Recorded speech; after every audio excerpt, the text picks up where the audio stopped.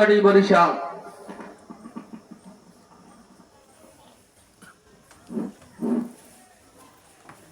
আসসালামু আলাইকুম ওয়া রাহমাতুল্লাহি ওয়া বারাকাতুহু।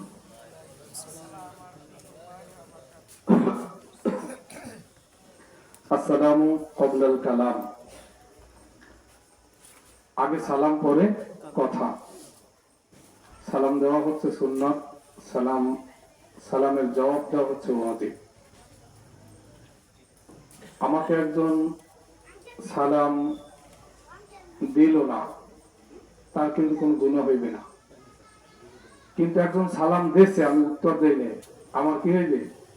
গুনাহ হইবে। আমি একটা ওয়াজিব তরক করে ফেলাইছি। এই জন্য ইসলামের মধ্যে কিছু কিছু বিষয় আছে, আমরা সব সময় সেন্সিটিভ বিষয় মাথায় রাখি না, খেয়াল করতে হবে। একজনে সালাম দিয়েছে, শত্রু কিনা সালাম দিয়ে বসছে। হ্যাঁ, শত্রু সালাম দিয়েছে, শত্রুর সালাম আমি কেন নিব? আমার কিন্তু গুনাহ হয়ে গেছে অটোমেটিক।